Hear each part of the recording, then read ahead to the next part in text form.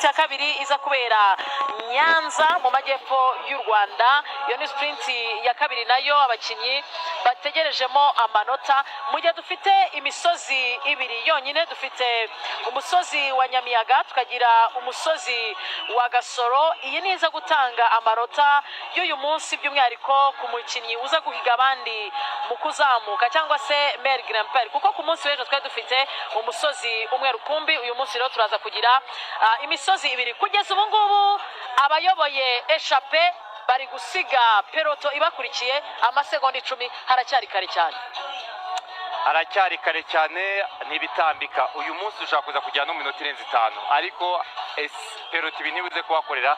Nakubwiye ko peloto y'igare muri bibiri bamo bayita idubu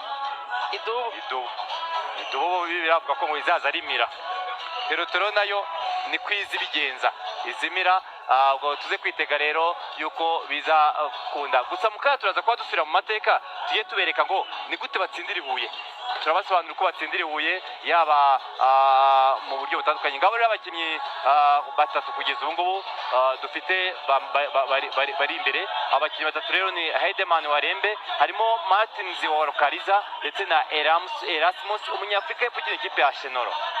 Amasegonda 25.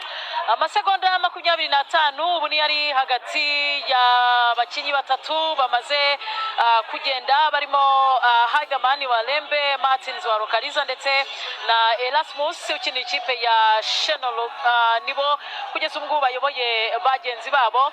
Etape ya kabiri ya Tour du Rwanda 2026 ni etape mu by'ukuri nayo y'igitambika nkuko twabivugaga, ariko kandi ni etape dutegereje kureba imyitwarire y'abakinyi baza kugira uyu munsi, kuko itandukanyeho gato na etape ya mbere yo ku munsi w'ejo. Ejo bagombaga gusoza bari muri sprint, ariko uyu munsi dushaka kuza kubona gutandukana kw'abakinyi hagati ya peloton ndetse n'abaza gutsinda, kuko murabizi ko iyo tugeze Rwabuye barazamuka kugera bageze ku nzu mberabyombi. Amateka atubwira iki muri etape yasoreje mu karere ka Huye 2025? Bari bavuye mu karere ka Rusizi baza gutsindira mu karere ka Huye, yari intera ya kilometero 144.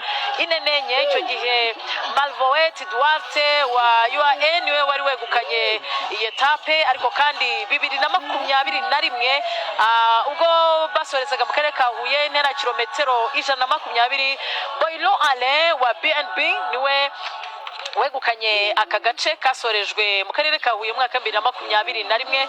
2020 bari bahagurukiye mu mujyi wa Kigali.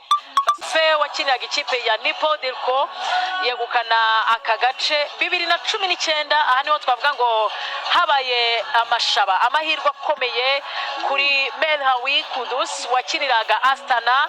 2026 nababwira ko Melhawi Kudus arahari, ariko noneho ari gukinira ikipe y'igihugu ya Eritrea. Yageze hano ari uwa mbere, binamuviramo kwegukana Tour du Rwanda 2019, ari nayo rukumba afite, ari nayo Melhawi Kudus aheruka kwegukana. 2018 umunyarwanda Mugisha Samuel ni nabwo duheruka Tour du Rwanda